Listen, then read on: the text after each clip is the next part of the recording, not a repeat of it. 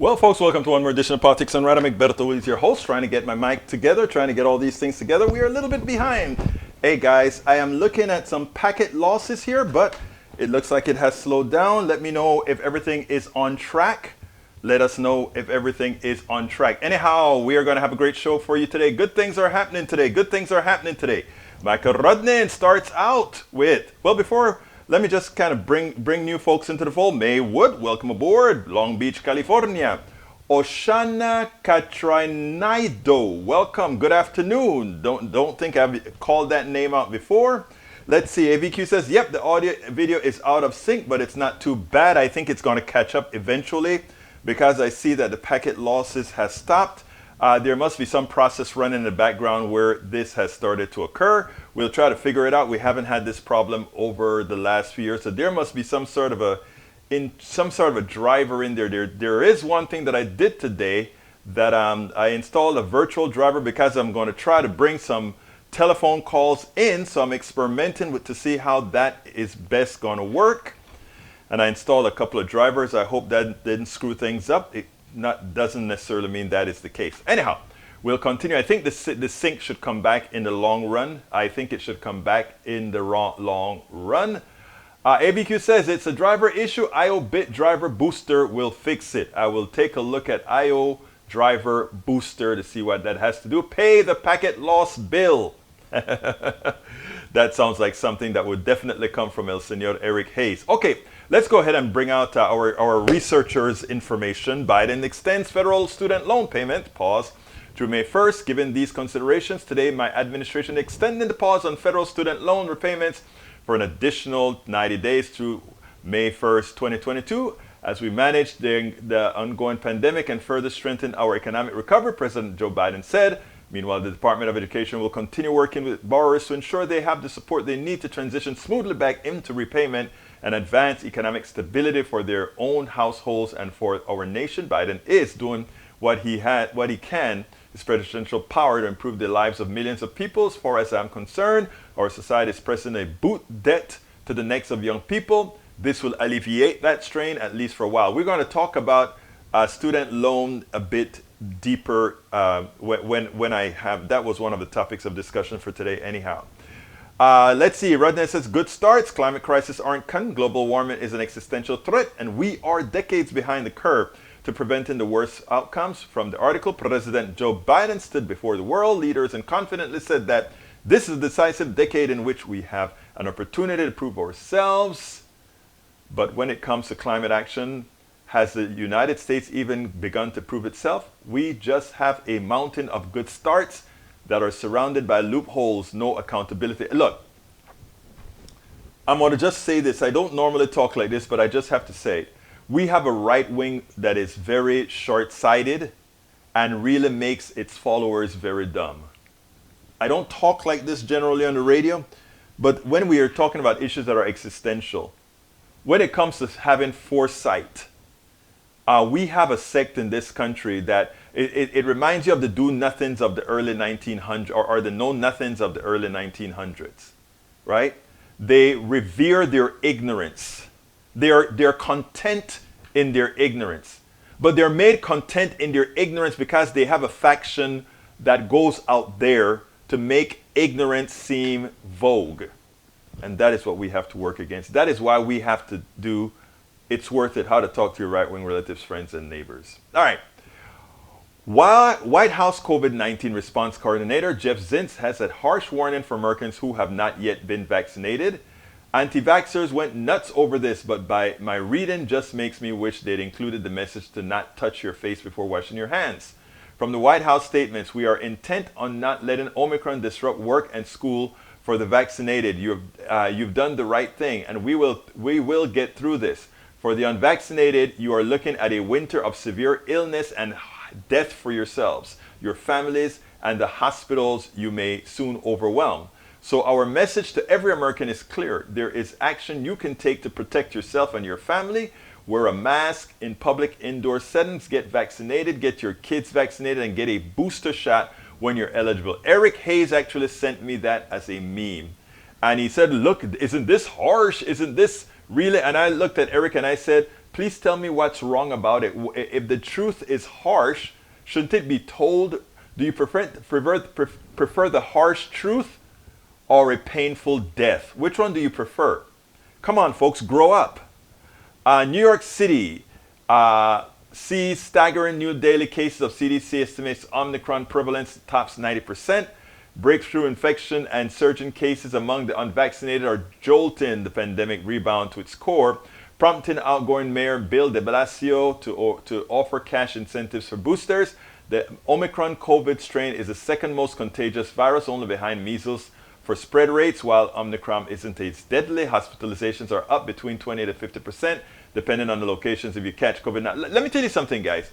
I don't know that Omicron is not as deadly. I don't think I'm convinced about that. I'm not a doctor or virologist, but I think we're looking at two different population sets, right? When Delta came out, the population set was much less vaccinated, so the speed of which it will go was much faster. I haven't heard Fauci say that. He's just been cautious about that. But I think the population sets are different, but we'll see what it turns out to be. But even that's the case, again, what can I say? Even if that is the case. All right, let's get back to let's see how our packet loss has gone down. So we should be in sync again. All right, corporate donations poured into Manchin's PAC ahead of final no on Build Back Better. That's probably what he got paid to say no. As founder of the West Virginia-based coal company Energy System, I think that's a trading company actually, Manchin is well acquainted with the fossil industry, with donated at least $400,000 to the West Virginia Democrats between July and October as he worked to put the Build Back Better Act keys climate provision.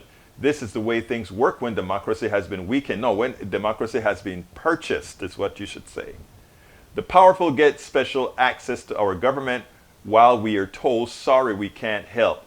The corruption of big money over our politics must be addressed as underlying problems that affects every other issue today. I want to stop right there. Soliloquy time. How many of you who are listening to me right now can be bought? In other words, if I give you $10 to become stupid, would you take it? If I give you $50 to become silly, would you take it? I don't think so. Here's what I'm saying. I want us to stop look, Citizens United, terrible Supreme Court decision, but we are grown folk. McCutcheon, terrible Supreme Court decision that allows unlimited amount of monies to be placed by an individual into the system. That's true. Think it's moot. Here's what I'm telling you folks. I think our biggest problem lays less with, it's less with us having an issue with money in politics. Come on, recognize my face. There we go. Come on. I need to get another computer booted up. That's why I'm doing this. I think it has less to do with money in politics and more to do with creating divisions among people so that they can't work in concert. You know, Exxon has no vote, no electoral vote. Every individual who works for Exxon does, so they may vote in concert with Exxon. However, the people who are damaged by Exxon, the people who pay the inflated prices by Exxon and all of those, they're not wedded to Exxon. They're wedded to the belief that what Exxon is providing is of good use. And not only that, they're wedded to the belief that the economic system that gives Exxon the pricing power and the power to pollute and all of that is worth the trade-off. And you telling them otherwise doesn't compute if they don't like you. It doesn't compute if you guys are fighting each other. But if you find a way to get through to them, everybody still has one vote. And a sensible vote that protects your life is a lot easier to access than that bought vote. That's why, you know, when you look at the powers that be that came against many politicians that continue to win, let's say Bernie Sanders or others, The reason they win, in as much as there is the plutocratic pressure on them as being democratic socialist work, it's because these guys have made that connection with the people who matters to them. And therefore, all of us that are listening here, independents, Democrats, progressives, and everybody, if you forget about what you can't do and worry more about what you can do or who you can influence, you'd be surprised of the changes we can make. But we've been taught to believe that we have no individual power, that individually we can't make a difference. Never flew with me, and it should never fly with you. Tom C says audio good now. AVQ says it's a dry. Oh, I read that one already. Let's see. Lee Grant, my other conservative, is here. Welcome aboard, Lee Grant. I hope you heard what I said, Lee Grant. And if you believe what I said, which I know you do, remember to continue to support politics then, right? My good old conservative. Oh, here we go. The berating of people. Bring it on. You love the power. No, I don't love the power. I don't have the power. Masticator, my third conservative. Hey, Masticator, how you doing, brother?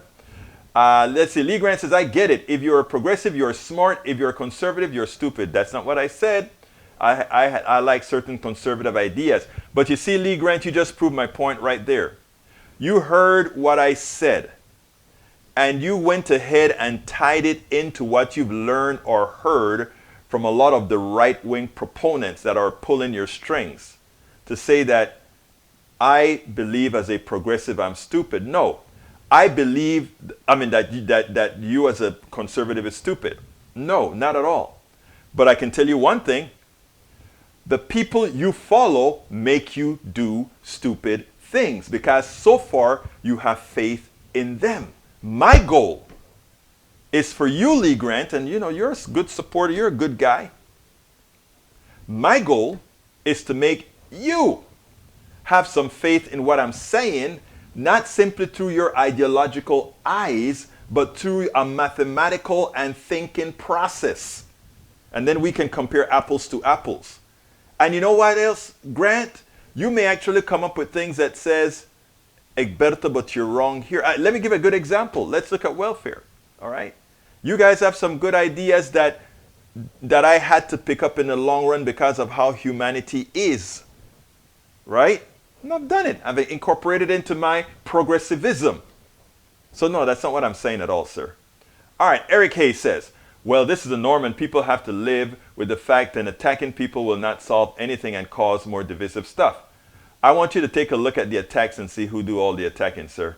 Michael Rudden said, everyone has their price. Mine just happens to be astronomical. No, yours is not astronomical at all. Yours is worthwhile, brother. Squeedo, how you doing? Hell no. Eric Hayes is back. Lee Grant, we need to replace CRT in the schools with a financial literacy course. Teach kids that a loan means and the obligation it incurs. All right. Do you really believe that? Who do you think are the largest irresponsible debtors in this country? I'm gonna leave CRT alone because I think you should go ahead, as my daughter would tell you, you need to read the 1619 Project, okay? Read it, Brother Grant, read it. Take off your ideological mumbo-jumbo and read it. Bruce Pollard, how you doing, Bruce? I hope you're doing fine. Hey, I know you've been improving every day from your COVID attack. Great to see that. The truck driver has Hispanic name. Good day. Yeah, you saw that 102-year sentence. I think it's going to get commuted, though, for time served. That's my hunch. Eric Hayes says, your vote is your choice, right, Egberto? Yes, my vote is my choice, and your vote is your choice. It doesn't mean it's the correct or right choice. You know, you can go ahead and say, I vote to drink cyanide. You know, I say I vote not to drink cyanide. Is one vote dumb and the other not? If you vote to impoverish your kid, is that a smart vote? I don't think so. But that's what most Republicans are voting, to impoverish their own because they are willing to accept the lies of supply side economics pushed by neoliberal Democrats and Republicans. It's that simple. And we can mathematically show it. You know? But you have to have your minds open to hear the mathematical equations that govern the stupidity of supply side economics. You know, it's out there. Melanie Keenan, how do I find you? I was looking for your live stream at 3 p.m. Central, but couldn't find it. Melanie, make sure both on Facebook or on YouTube that you click the bell. When you click the bell, as soon as we go live, you get a message on your phone. You get a message on whatever online stuff you're on. It'll say Egberto's going live. Actually, it'll say Politics Done Right is going live now. So go ahead and make sure you have the bell struck both on Facebook and on YouTube. Then you get el aviso. Also, if you are not on our mailing list, when I have an automated system that as soon as I go live, an email gets sent out to all our mailing lists. Right out, it gets sent out to several thousand people. Just go ahead and go ahead to our website, politicsandright.com, and sign up to be on our mailing list. And it'll, as soon as the show starts, it also send an email. All right, and yeah, Melanie, you're watching the live stream. Bridge MCP, ¿cómo estás, corazoncita? Welcome aboard, Bridge. Squido, hi, Egberto, tell it like it is. Yes, I will. Eric, Washington is the irresponsible debtors of this country. All right. Now, the fact that you constantly repeat that, Eric, is when I talk about resistance to learning. America has something known as a sovereign currency. In other words, we make our currency. If we want to call something debt, we can call it debt. If we want to print ourselves out of debt, we can print ourselves out of debt. Government debt from a country that has a sovereign currency is not the same as somebody holding a credit card debt. And as long as you continue to believe that, the Republicans, right-wingers, neoliberals who don't want a good social state that protects everybody will always have you by the balls. Remember that. Tom C. says, Lee Grant, we need both CRT and financial literacy. See, Tom C. always knows what to say. Tom, you're right about that. Masticator, hey, PDR peeps from Bridge. Masticator say, yep, read the Marxist propaganda called 1619 Project. We need more people drowning in lies. I would love for you to tell me, Masticator, you know, these are all the buzzwords that you are told to say. They didn't tell you to say it, but you just hear it on Fox News or right-wing radio and you repeat it. You go ahead, you know, you parrot it, right? Instead of doing that, I would love one of you guys to come out and tell me, okay, this is exactly what is wrong with speaking about race, a race issue. This is what's wrong. This is what's wrong. This is incorrect. But you never do that. You just say, oh, it's Marxist. Or it's this. And that's what I talk about, having a conversation. When I sat down with that woman in Starbucks and we started talking about what we wanted in a healthcare system, when she didn't know that I was a left-wing believer in Medicare for all, when we just spoke about what we wanted out of the medical system, what she wanted turned out to be Medicare for all. I felt so guilty. I wrote it in my book, As I See It, Class Warfare. No, I wrote it in a book, It's Worth It, How to Talk to Your Right-Wing Relatives, Friends, and Neighbors. When I was done talking with her, she was a Medicare for all completely. I felt guilty and I said, hey, ma'am, I want you to know that I'm a lefty. Her thing was, I'm so nice. She said, oh, but how could you be? You're so nice. But the other thing was like, and by the way, what we're talking about is Medicare for all. Oh, no. She couldn't believe it. And again, ideology makes everybody, you know, think a certain way. But it can also make you stupid. And that's what right-wing ideology is doing to a whole lot of Americans. That's why we have people on the right dying at a much larger rate than anybody else, because they bought into all the nonsense that completely that's told to them constantly. They're dying, they see themselves dying, but they're so wedded to stupidity that they don't, they continue. And my question to my brothers and sister conservatives on this channel listening to me right now, as my pastor when I used to be a church guy would say, have you yet seen the light? And if not, we don't want you to come and say, oh, I've seen the light. We don't want that. We just want you thinking differently and going ahead and replicating yourself, making sure other folks don't follow the hateful, murdering stupidity of the right. House Select Committee to investigate January 6th Scott Perry. And not only Scott Perry, they actually got to Jim, whatever his name is as well. Let's see. Eric, Egberto, you are on a roll. Whoa, but not the right one. Okay, if you say so, brother.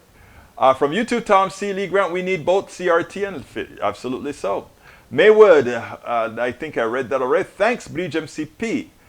Egberto, his statement is for all sides, an extension of debt is bad. Period. Okay, now that you said extension of debt is bad, Eric, you made a flat statement.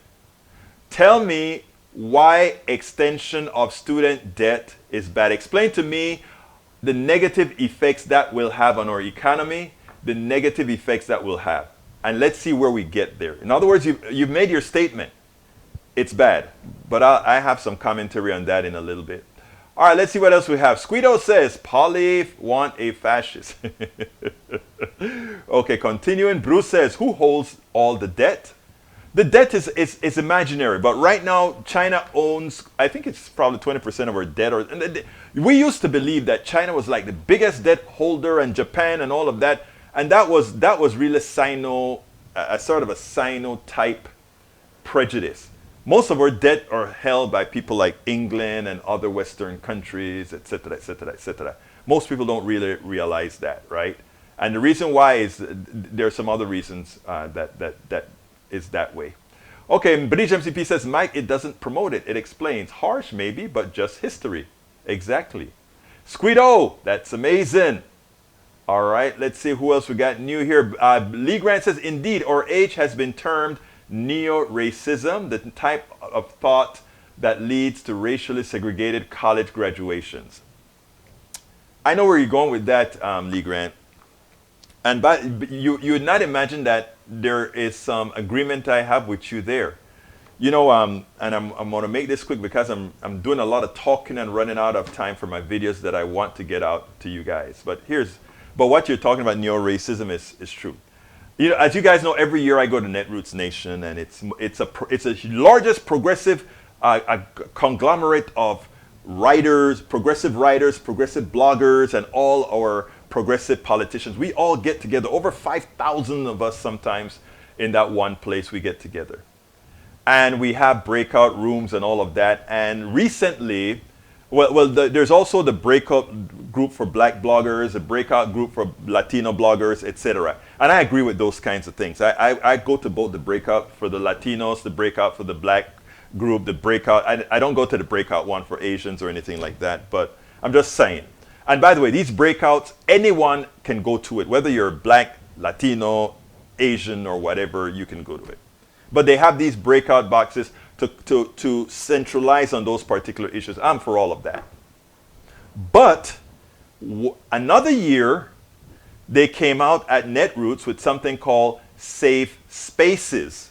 Safe spaces for women, safe spaces for minorities, meaning like African Americans, safe spaces for Latinos.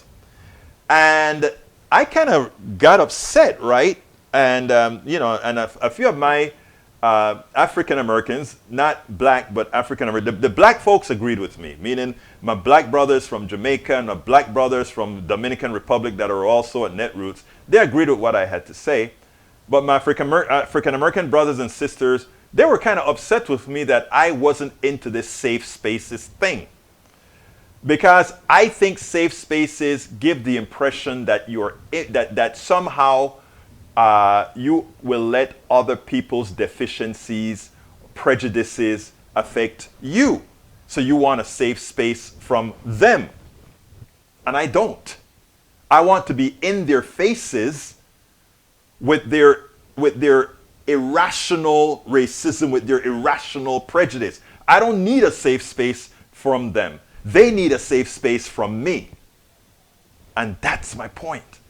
So when you talk about neo-racism, the type of thought that creates racially resegregation, I am with you there.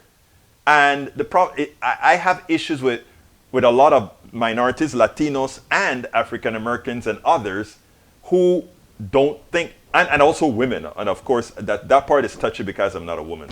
All right. So that safe space thing I can't deal with. And I think that's what you're alluding to. All right, Mike Cisak, Bridge MCP, I have no problem teaching all history, but to teach it in a way CRT does. How does CRT teach race in a way that isn't how things happened in this country? It would be interesting for, you guys throw these things out. Please tell me, how does it, I read the 1619 Project at New York Times. Please tell me, what in the 1619 Project do you find objectionable? All right, Eric Hayes says, Egberto, kicking the debt can down the roads are nothing for anyone. And once you as a debtor get used not to making payments and a lot money elsewhere is bad, how are you suddenly No. You missed the point about student debt, but I'm going to go into that when I play the video, but I'll go into that later. All right, I think Jim Jordan, that's the person who they're going after. Thank you very much, E2247. All right, I'm going to go through the first two videos rather quickly because I want to talk a lot about student loans. So I'm going to just play the two videos that I apparently have yet to queue up. And after I play those videos, we're going to get directly into student loans because I think there is some misinformation there. Let's start with the economic part. So let's go. I'm going to play that right away and then we'll move on from there.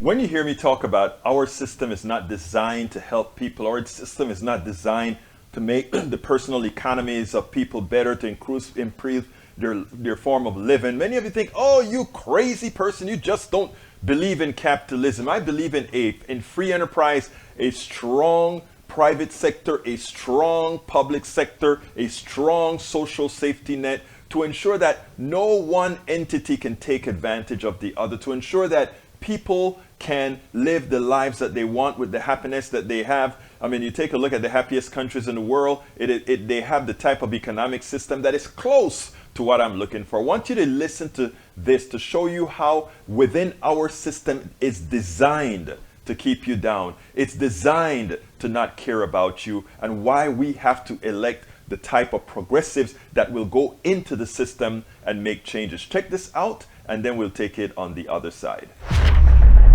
But Douglas, the Federal Reserve is taking inflation seriously. That's clear, with signals that they are planning as many as 3 rate hikes in 2022, acknowledging inflation is not going to go away in the near term.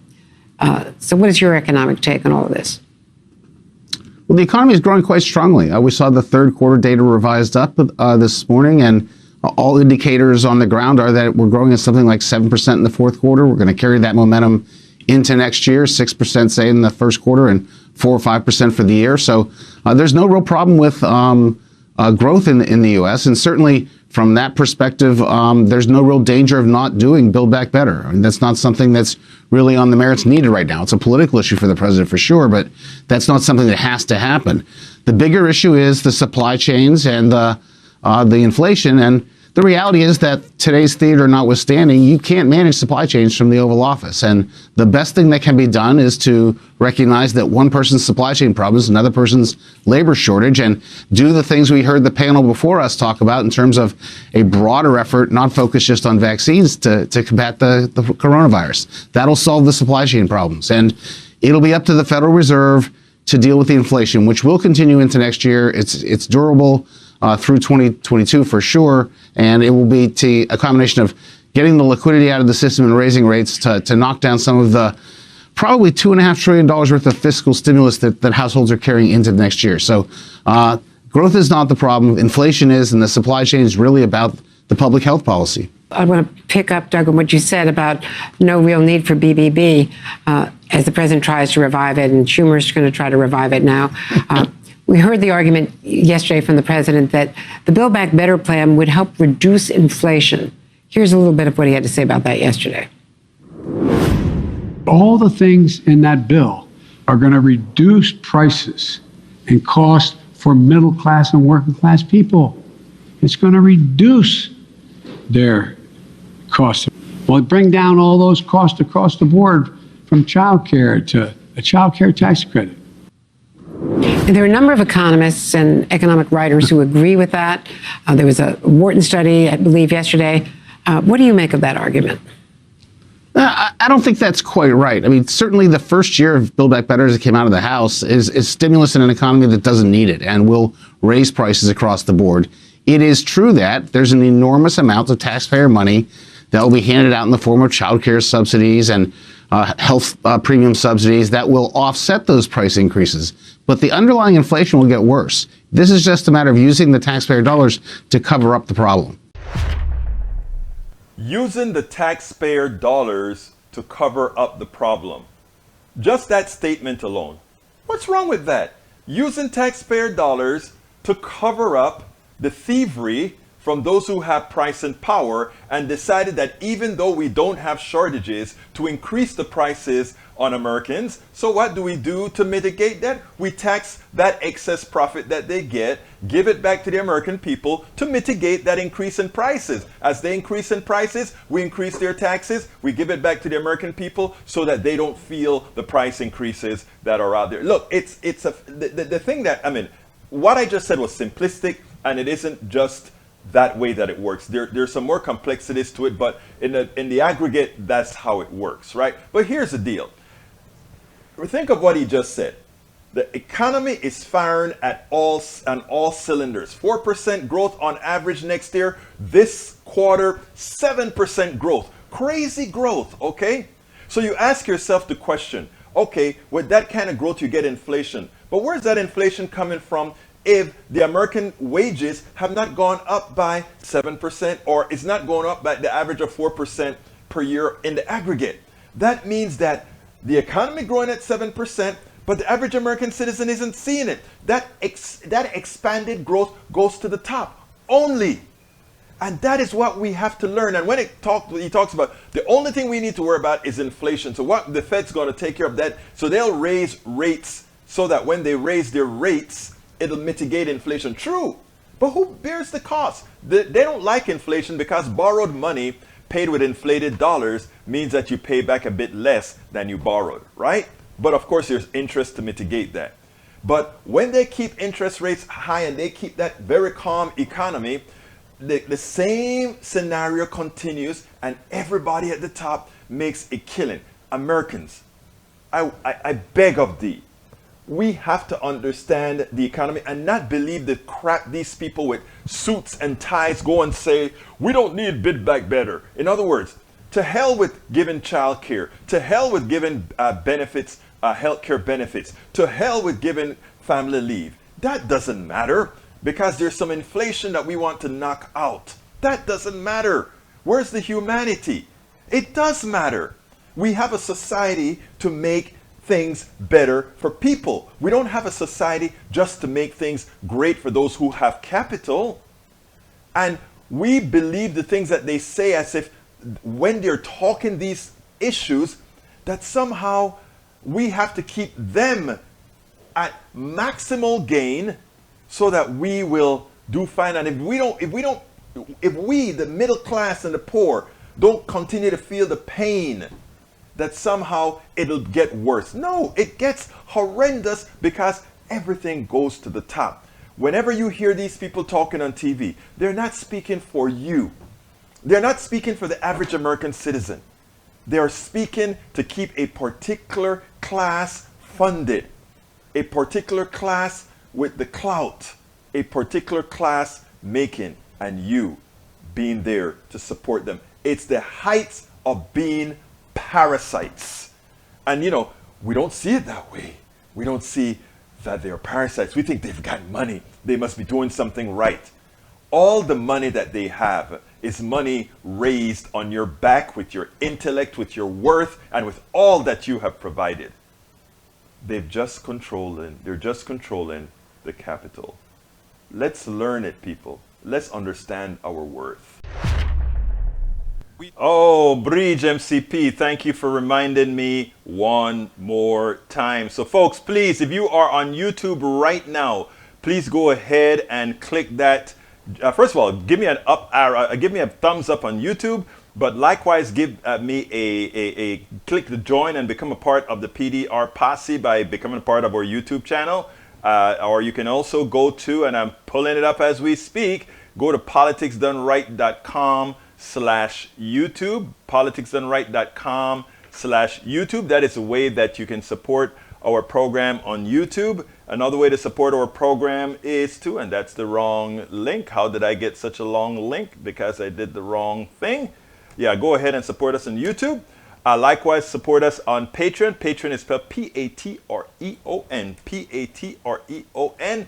politicsdoneright.com/Patreon. Likewise, we actually like PayPal now because PayPal is our least expensive form of providing support for Politics Done Right, meaning our cost is the least of them all. politicsdoneright.com/PayPal, politicsdoneright.com/PayPal. Get our books. We talk about all these issues in our books, including the student loans. politicsdoneright.com/books, politicsdoneright.com/books. And it's getting cold. Get a hoodie, get a towel, get something, anything, wear it, support or advertise and support what we do here to enlighten others as best you can. Rudden asked me to put this on the screen about Indian Nation. Here you go, Rudden, there you go, on the screen. You researched enough, so I got to put it on the screen. There you go. That is what America looked like. But I want while I keep that on the screen, I'm going to keep that on the screen for a particular reason. Because Lee Grant said something, and a lot of folks are going to look at Lee Grant and say, Lee Grant, that's a racist statement. And I had an issue like that with schools out here in Texas, where somebody looked at a statement similar to yours and called it racist. And the only thing I asked that person is, was the statement true? So here's Lee Grant's statement, and I want to talk about it and hit it head on. Here's what Lee Grant says. He says, if you want accurate history taught, would you include pre-Columbian indigenous people, human sacrifice and slavery and torture? Yes, I would. In fact, we do that with the Mayans, we do that with the Aztecas, and we do that with the Incas. It's history that you learned in your history class. I learned it in my American history class in my American school that I went to for my last 2 years of high school. Did Panamanian schools the first 10 years, last 2 years was American school. We did all my American history in those 2 years. And yes, we learned about it. We were taught it. There's nothing like education. Would you include info that might cast minorities in bad light? You see, and that is where you fail to understand. History doesn't cast minorities in bad light, just like it doesn't cast white people in bad light. What history does is tell what particular persons or group of persons have done over time.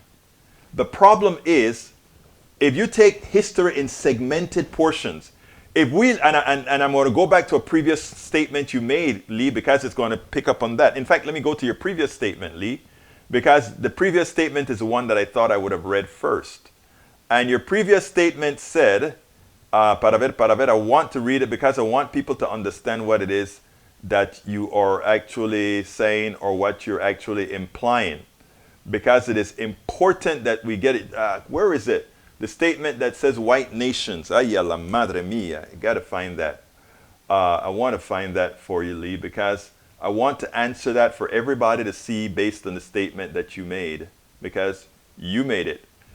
How come, this is what you said, how come the happiest countries in the world are the white countries in the world? I'm glad you stated that. I'm glad you stated that because remember what I said? There are certain statements that are true. Some people want to, it's how it is interpreted that makes you wonder about, the reason that you said it. But let me explain that to you now, Lee. How comes the white nations are the happiest? And for the happiest nation in the world right now is either Denmark, Norway, or one of the Scandinavian countries. And the reason these are the countries that are the happiest are twofold. One, they're the ones that are polled with a particular specific, as in an aggregate, number one. And number two, they follow a good social model, which everybody loves. So let's go to South America, and I'm going to get to Africa in a little bit, but let's go to South America.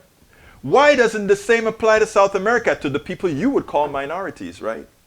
Well, it used to be that way in Chile. When Allende was there, we had a great social democratic system. People were happy. The happiness index was great. Then came America with neoliberalism. Neoliberalism under the tutelage of the economist from the Chicago Boys, Milton Friedman. Milton Friedman goes into Chile, deposed Allende, put in Pinochet. Pinochet destroyed the country and turned it into what's supposed to be the Southern capitalist Mecca, and they did that over and over again, destroying economies over and over again. You see, because Americans know so little about other countries around the world, you think that, and because we only cover white countries in general, tell me what's happening in Gambia right now. There's a meme that came out that showed the big metropolis in Africa. You'd never think, based on what you know about Africa, you'd never think that this is Africa you're looking at. And I'm not talking about South Africa, which was run by the Boers. I'm talking about Nairobi. I'm talking about Kenya. I'm talking about all these other places where also the happiness index is pretty damn good. So the deal is this. And then when people talk about all the mishaps in Africa, when you had a colonial power that goes into a particular country, what that colonial power does is extract and leaves that place in poverty, more impoverished. You doubt it? You take a look at every single place colonial powers have existed. That's what you get. You know, it's simply what you get. Now, when they talk about the destruction of happiness, etc., all you have to look now is what's occurring in America right now.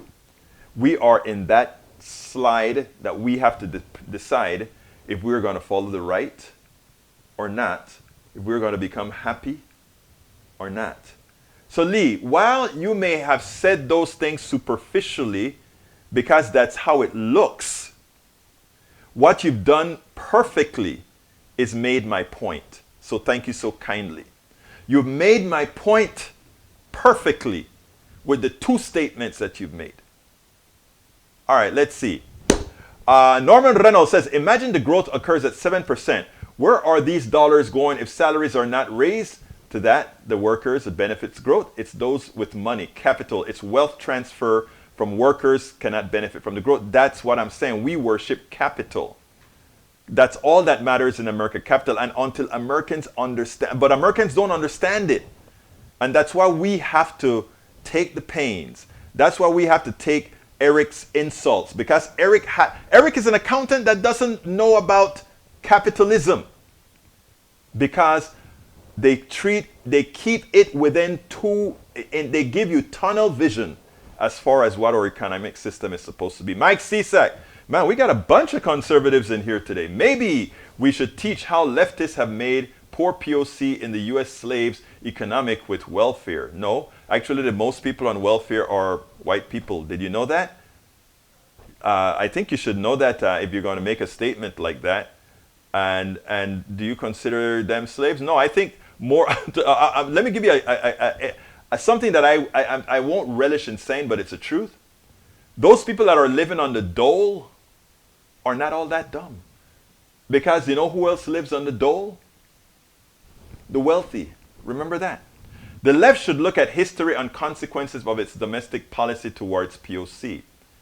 Yeah, but it's not the domestic policies of the left solely that's a problem for the POCs. I mean, it's partially responsible. I can give you a particular thing. There was a time when for a woman to get, for her kids to get social security, food stamps, etc., the man had to be out of the house. that affected all people, whether black or white or Latino or whatever. But because there were more poor people that were minorities, that were POCs, it had a larger consequence in the aggregate. Again, Lee Grant, simple math. You're given, and by the way, Lee, thank you for bringing out these things, because those are generally the racist statements that the right would use to try to justify how the left has affected people, not understanding that in reality you're making our case. So again, for that one, thank you. All right, let me go ahead and play. I was going to play the attack on Biden. Well, I think I'm going to play it. It's only 3 minutes. No, I'm not going to do that. I'm going to play the student loan. Let's go to the student loan, and then I have a soliloquy I want to do on the student loan. So let's go with the student loan. Then comes my soliloquy that you're going to listen to. And we have breaking news from the White House. The president has just announced he's extending the pause on federal student loan repayments. NBC's Monica Alba is back with me from the White House. Monica, we didn't let you get away very far. A lot of news coming today. Talk to me about the student loans and just extending this. It was supposed to expire January 31st. This is a really significant development, Andrea. When the president first came into office, he directed the payments be put on pause through August. Then later in the summer, they determined they were going to extend that again as Delta was surging to the end of January, as you point out. And now the president is saying an additional 90 days will go into effect for this pause. So this punts it all the way to May 1st, 2022. And of course, this is something that the administration had been under pressure to make a decision about, given what we're seeing with the economy. And this affects more than 41 million Americans who really felt they wanted this breathing room to continue to figure out what the president and this administration may do overall when it comes to student loans. And it is something that the Department of Education is reviewing with borrowers to see if they're going to make some changes. Of course, there have been many advocates, many Democratic lawmakers even, who've asked the president to consider forgiving up to a certain amount of these loans, potentially $10,000, maybe more. Some have called, of course, for the entirety of it. So this just gives the president, the White House, and the Department of Education more time to figure that out, while people, again, take more time, given, of course, all of the pressure and the unknowns of what the Omicron variant will mean for our uneven economic recovery, Andrea. So as it turns out, we got another 90-day reprieve for all our young people with debt. Well, actually with everybody who has student debts. Now, before I go into my soliloquy, I saw something here from Michael. Michael said, among the top 25 happiest nations include Costa Rica, Bahrain, Malta, Taiwan, United Arab Emirates, Saudi Arabia, Guatemala, and Uruguay. Thank you for doing the research. I didn't. But I think in as much as that is right in concert with what I had to say, it's interesting then, Mr. Mike, that you hadn't looked up in detail what Michael Rudnin just went ahead and found quickly. So your statement that most of the top countries are white, I think he just blew a hole in that. Costa Rica, not white. Bahrain, not white. Malta, not white. Taiwan, not white. United Arab Emirates, not white. Saudi Arabia, not white. Uruguay, not white. Guatemala, I mean, it seems like we have every single ethnicity out there. So you may want to rethink the arguments, sir. All right, let's see what else we got here. Leftists, Lee Grant, leftists would be the abolitionists of history, free the slaves, create the Reconstruction era. Yeah, remember that was Republicans, right? That did all of that good stuff they did back then. Guess what happened? Those Republicans became Democrats, and the Democrats became the Dixiecrats, who then turned into the Republicans. History, brother. It's important that you learn history. British MCP says, off subject. Egberto Willis, Ashley's writings are blowing me away. I left her a comment after I read everything. Read it. I'll do that, but you know what? She was touched by your comment, and she told me, Dad, look at what Bridge wrote. Thank you so kindly, for that, my dear friend. Let's see. Tom C says, by law, only private student loans can be refinanced at current low rates. Borrower who converts federal loans to private loan loses all federal loan protections such as a freeze, deferment, and forgiveness.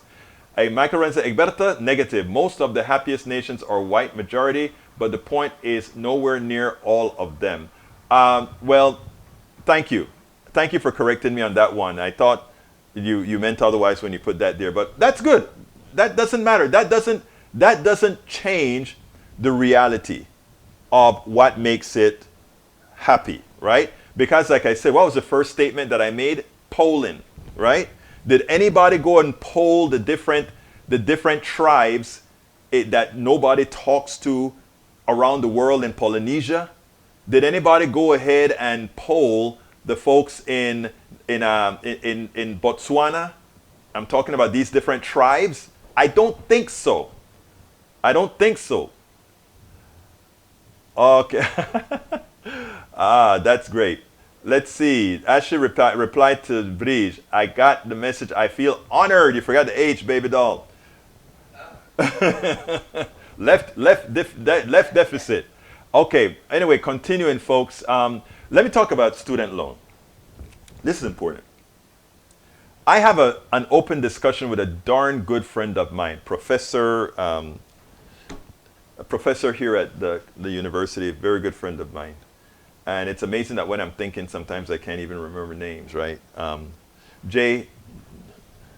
Professor Jay, all right? Jay Tice.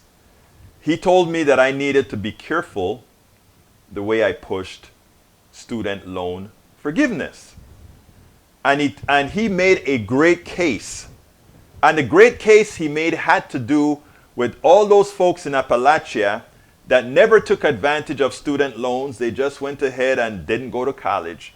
And he spoke about all these people in these different parts of the countries who pretty much would not get the benefit of getting that break, that student loan break, and that the Republicans could use that as a hammer to say, look at these elitists on the coast giving themselves all these tax breaks for these kids who went to school. And, you know, after he told me that, I had to think about it and think about it and think about it. And he's partially right. But you cannot go with partially right when something is absolutely right. We allowed all these governments, state governments, to give breaks to corporations. We allowed all these state governments to cut their support for public state schools. And then it meant those who wanted a higher education had to spend more for that education. You can say, well, yeah, they're the ones who are going to benefit from the higher salaries from that education. True. So I want them to share a responsibility of that education. But you know who benefits the most from an educated populace? The plutocracy, the owners of Exxon, the owners of all these other things. Okay? They are the ones who benefit from an educated population. So they owe it to America to pay for those schools. Because remember, when they offloaded all of that into loans, they get you twice. Corporations lend you the money. After corporations lend you the money, they profit from the interest rates that you pay to pay back that money. And then the corporations make money on your excess labor. Meaning, you go ahead and you work for Corporation X, you design a parachute or you design an airfoil, you design a wing, and they make X amount of dollars on your design.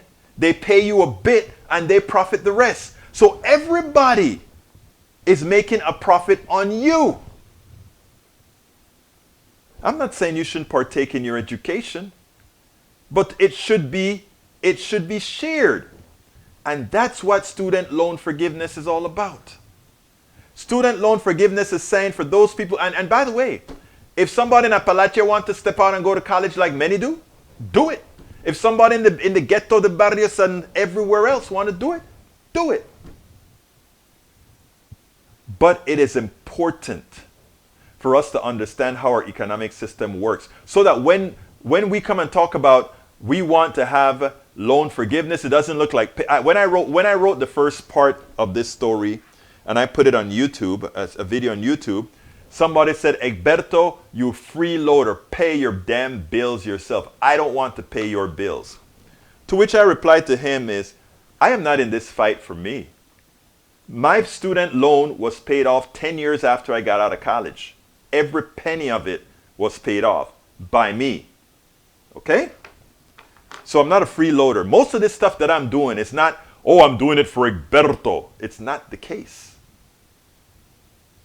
But I'm saying it's not fair. First of all, it costs me a lot less to go to school than it costs my daughter, than it costs everybody else that's going to school now, because our system wasn't as ripping people off as it is now. But it seems like time has caught up with me again. You guys just have me talking so much, but I love you for it. Bruce says roughly 3/4 of the government debt is public debt, which includes treasury securities. Japan is the largest foreign holder of public U.S. government, owning 1.26 trillion in April 2029. Second, China ranks second in total debt. The UK, Ireland, and Luxembourg rounded out the top 5. As I said, if you take a look at all the debt, and then most of it is local. All right, Eric says, politics done right. Egberto Willies is called a job you, a person, used to pay your debt back. If you borrowed it, paying off your debt teaches you something about life. No, it doesn't teach you anything. If it taught you anything, why would the corporations take such good care of creating bankruptcy laws? Bankruptcy laws prevent corporations from paying debt, and I, as a small company, had to give up over $5,000 from a company who went bankrupt and didn't pay me. I want you guys to understand that. And corporations, they don't have a problem. There are corporations, they go bankrupt, they don't pay their bills, and they come back into existence without a problem. Learn, learn, learn. My name is Egberto Willies. Oh, beforehand, folks, please go ahead and support us. Breach, thank you for that, Breach. Let's go ahead and, oops, wrong keyboard that I'm on. Please go ahead and support the program at politicsdoneright.com/YouTube, politicsdoneright.com/YouTube. Alternatively, you can support us at Politics Done Right. Thank you very much, ABQ. politicsdoneright.com/ you can support us as politicsdoneright.com/Patreon, politicsdoneright.com/Patreon. And the best place as well, politicsdoneright.com/PayPal, politicsdoneright.com/PayPal. Get all our books, please get our books at politicsdoneright.com/books. Para ver dónde está, aquí está. And lastly, but not leastly, you can find all the different ways to support us by going to politicsdoneright.com/support. My name is Egberto Willies. This is Politics Done Right, and you guys know how I end this baby. I am what?